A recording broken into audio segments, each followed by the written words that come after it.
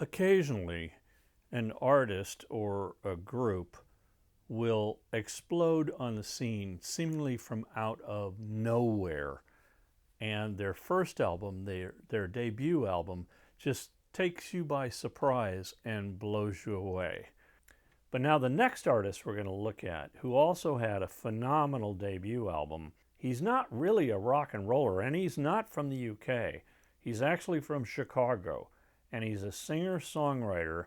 So now, instead of looking at the 18 albums that he released during his career, I'm just going to focus on his very first album. As I say, it's a stunner. So if you're ready to go back to Muhlenberg County, down by the Green River where paradise lay, well then, let's drop the needle on John Prine.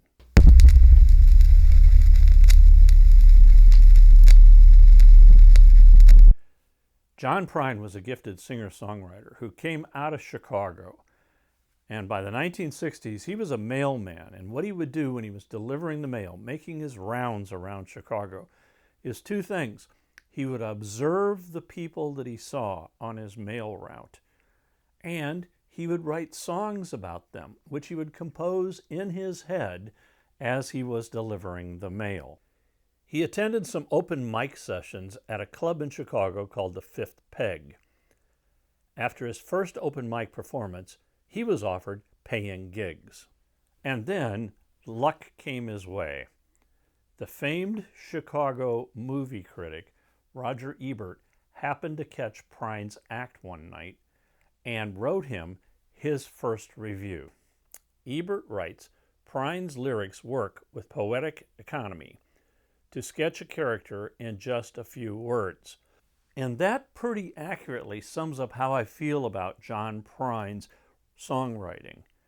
His songs are all stories that suck you in to the characters and what they're going through, and he does it in as few words as possible, but with great poetry behind that. John regularly played at the Earl of Old Town, a club that I have been into. And one night, another Chicago singer, Steve Goodman, saw John Prine and was impressed. So he decided to invite his friend to come and see John Prine. And his friend was Chris Christopherson. Now, Christopherson was blown away by John Prine. He has said it must have been like stumbling onto Dylan when he was first playing in the Village in New York. In 1971, Chris Christopherson invites Prine to come to New York and open for Chris at the Bitter End in the Village.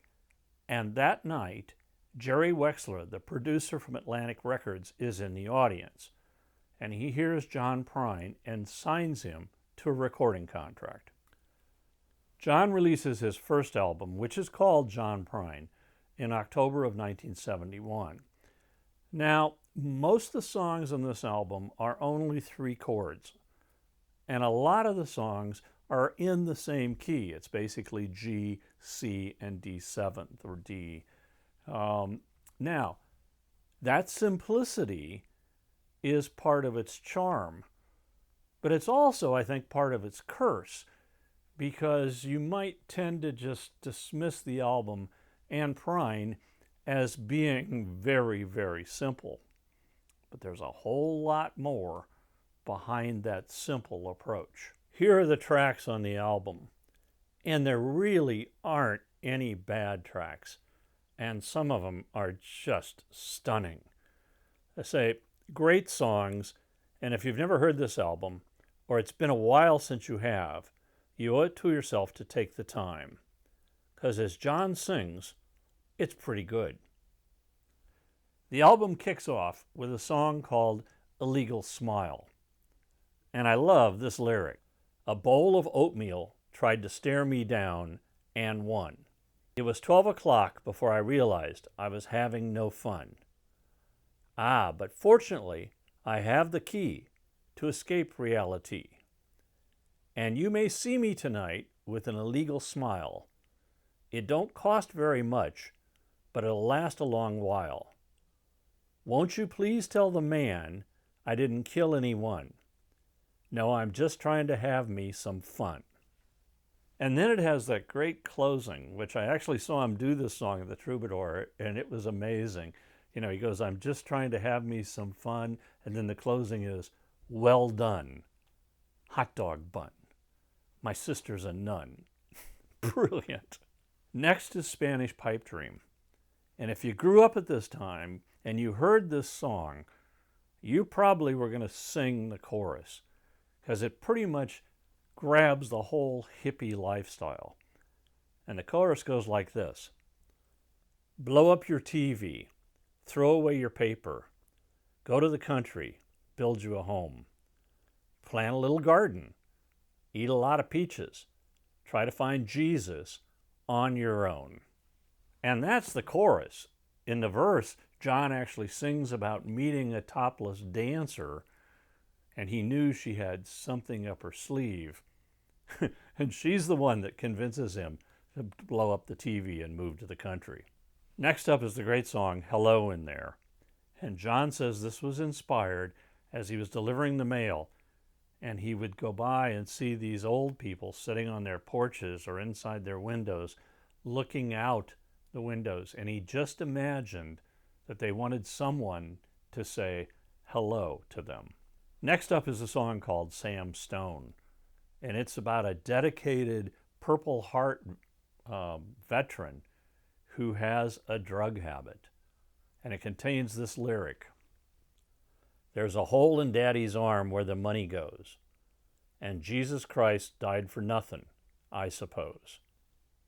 Next we have the song about Muhlenberg County that I put in the introduction. The song is called Paradise. And John said that his parents, when he was little, used to take him down to Muhlenberg County, Kentucky, to the town of Paradise along the Green River. And John loved it. And so he decided he would write this song about it because paradise is no longer there. In the song, John says, Daddy, won't you take me back to Muhlenberg County, down by the Green River where paradise lay?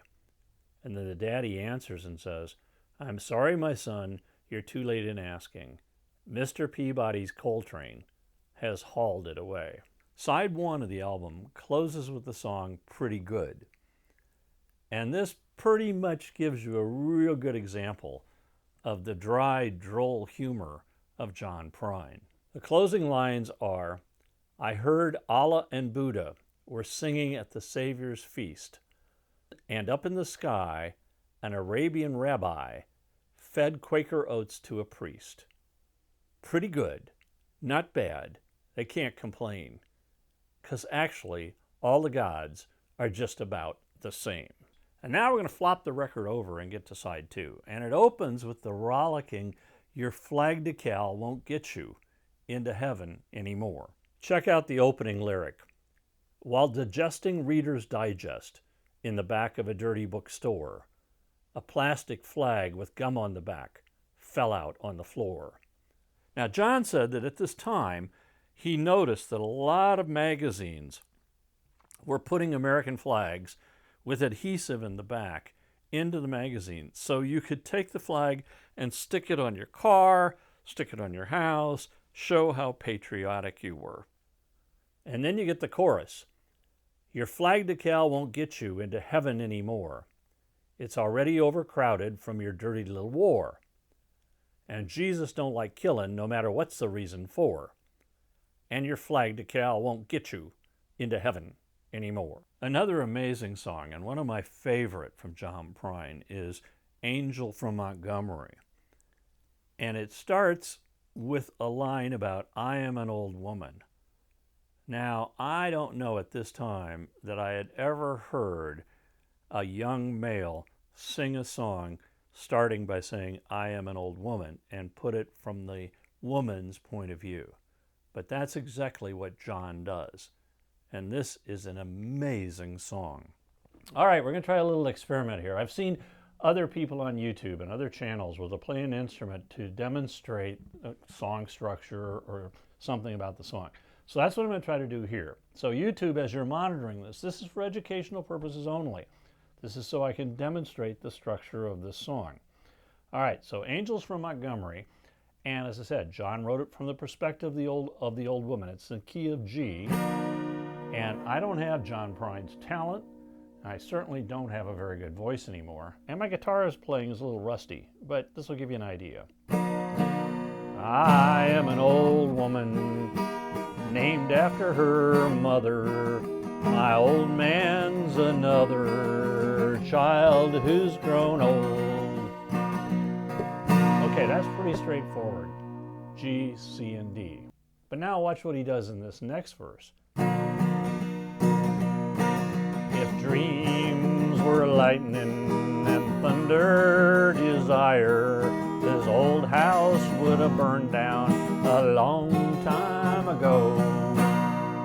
Okay, now what's interesting about that allegory is that as a singer, you want to reverse those. You wanted to make them, if dreams were lightning, and then you'd put desire was thunder, because you have lightning and thunder and then dreams and desire. So you want to keep the same cadence.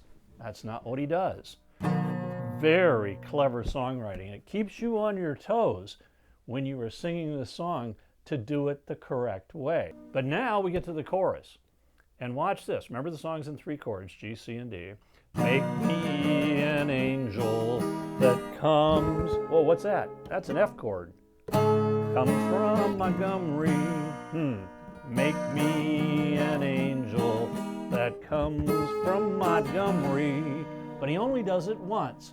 Make me the poster of an old rodeo. Just give me something that I can hold on to. Believing is loving is a hard way to go. Very clever. Insert that one F chord. Again, keep you a little bit off of your toes, and it shows you how, even though these are simple songs, how much John Prine is really doing behind the scenes and how clever he is as a songwriter. Another great song on the album is Donald and Lydia. And this one had some controversy about it because a lot of people, and you can say they're correct, say that this song is about 2 people and joint masturbation. But it's really a song about loneliness, because as John sings, they make love together from 10 miles away. And I don't think they've ever met each other. They're just lonely people dreaming. As I said, there really are no bad songs on this album. It is a stunning debut album. Made everybody kind of sit up and go, who is this guy? And on the album cover, in the liner notes, Chris Christopherson writes that John Prine is only 24 years old, but he writes songs like he's 220. Now in his career, as I mentioned earlier, John recorded a number of other great albums. In 1972, we have Diamonds in the Rough, followed in 1973 by Sweet Revenge. 1975 sees Common Sense. 1978, we get Bruised Orange. In 1979, Pink Cadillac. 1980, Storm Windows. 1984, Aimless Love. 1986, German Afternoons. 1991, The Missing Years. 1993, A John Prine Christmas. And 1995, Lost Dogs and Mixed Blessings. Then, in 1998, John Prine was diagnosed with cancer in his throat. So he had to have surgery, and they removed a big chunk of his throat, and he lost the nerve endings in his tongue. As a result, his singing style and voice had changed. But it didn't stop him, once he recuperated, from recording and touring. Just a year later, in 1999, he releases In Spite of Ourselves, followed in 2000 by Souvenirs, 2005 by Fair and Square, and 2007 with Standard Songs for Average People. In 2013, John is diagnosed with cancer in one of his lungs, has surgery again. Now, according to Wikipedia, as part of his physical therapy, John has to run up and down the stairs in his home until he's out of breath, then pick up his guitar and sing 2 songs back to back. Pretty grueling, but I guess it worked because within 6 months, John Prine is back on the road touring again. In 2016, he releases For Better or Worse. In 2018, The Tree of Forgiveness, which turns out to be his last album. Because in 2020, John Prine contracts COVID and he passes away at the age of 73. Now, as usual, I've created a Spotify playlist where you can listen to some of the songs that I've talked about in this episode. And here's the link, and I'll also put it in the comments below. Now, by focusing on John's debut album in this episode, I'm not trying to diminish the talent that this guy had and the great albums and music that he recorded throughout his career. What I'm actually hoping to do is that if you haven't listened to John Prine, or it's been a while since you listened to John Prine, you're now going to be intrigued and go back and rediscover or discover the great music that mailman from Chicago produced.